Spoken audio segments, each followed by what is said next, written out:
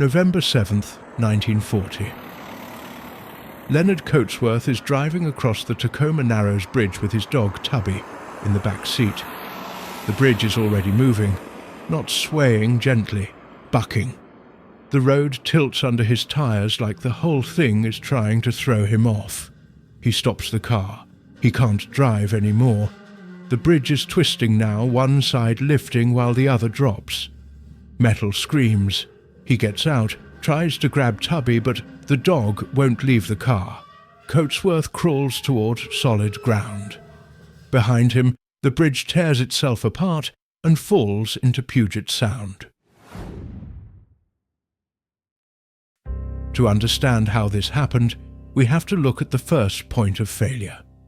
4 months earlier, the bridge opened to the public, but the problem started long before that day. Leonard designed the Tacoma Narrows Bridge. He was a respected engineer known for building long, elegant structures. But for this bridge, he made a choice that would prove fatal. He wanted it to look graceful, thin and light, like a ribbon stretched across the water. To achieve that look, he used less steel than other bridges and made the support beams shallow. The bridge was narrow, only 39 feet wide, and the sides were solid plates instead of open trusses. It looked beautiful, but it couldn't handle the wind. Other engineers warned him. They said bridges need to be heavy and stiff to resist wind forces. Moisseiff disagreed. He believed his calculations were correct and that a flexible bridge was safe. He thought the bridge would simply bend a little and then settle back down. He was wrong. The first warning came during construction. Workers noticed the bridge deck moving in light winds. It wasn't supposed to do that. They reported it to the engineering team. Moisseiff said it was normal. He told them not to worry. The bridge kept moving. The second warning came on opening day, July 1st, 1940. As cars drove onto the bridge, drivers felt it bounce beneath them. The deck rolled in waves, sometimes rising and falling by several feet. People started calling it Galloping Gertie. Some thought it was fun, like a roller coaster. Others refused to drive on it. The bridge was already showing signs of instability, but no one stopped traffic. The third warning came from a professor named F.B. Farquharson. He was hired to study the bridge's movement. He built a scale model and tested it in a wind tunnel. The model showed the same wild motions. Farquharson's early tests revealed that the bridge could twist violently under certain wind conditions. He documented the behavior, but the bridge stayed open. The fourth warning came in October 1940. The bridge started moving in a new way. Instead of just bouncing up and down, it began twisting side to side. One edge would lift while the other dropped, creating a corkscrew motion. Engineers visited the site and saw it happening. Moisseiff was informed. He suggested adding cables and tie-downs to limit the movement. He believed small adjustments would fix the problem. He never considered closing the bridge. He never admitted the design was flawed. The reality is, Moisseiff built a bridge that could not handle the wind. He prioritized appearance over function. He ignored the data. He dismissed the warnings.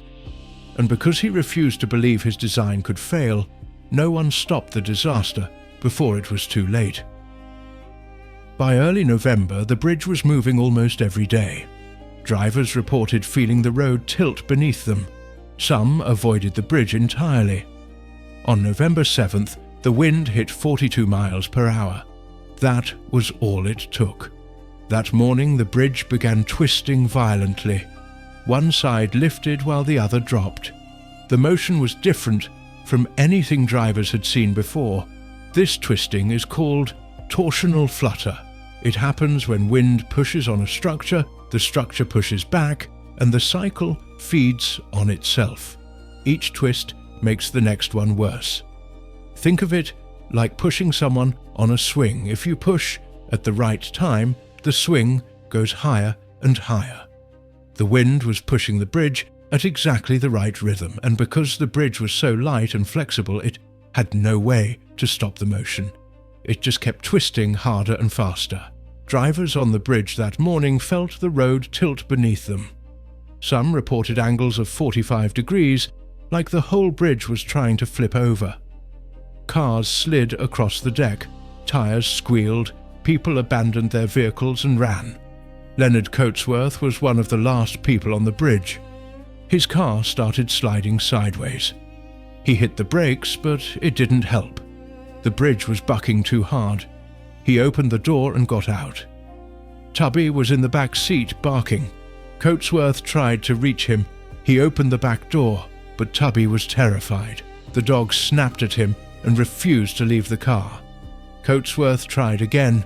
The bridge tilted sharply. He lost his balance. He had to make a choice: stay and risk falling with the bridge, or leave Tubby behind. He crawled on his hands and knees toward the end of the bridge. The deck was twisting so violently he couldn't stand. Behind him, the car and Tubby stayed in place. At 11 a.m., a massive section of the center span twisted one last time. The steel couldn't take it anymore. The bolts sheared, the cables snapped. A 600-foot section of roadway broke free and fell 200 feet into Puget Sound below. The wind didn't break the bridge. The bridge's own movement tore it apart. Tubby went down with it. A camera crew had been filming the bridge all morning.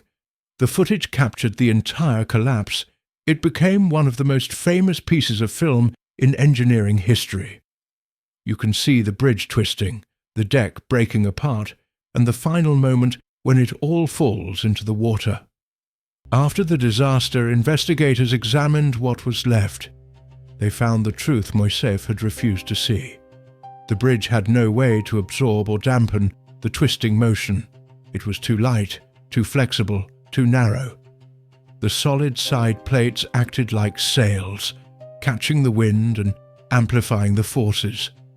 Every small warning, the rolling during construction, the bouncing on opening day, the model tests, the new twisting motion in October, had pointed to this moment, but because Moiseev believed his design was perfect, no one acted in time.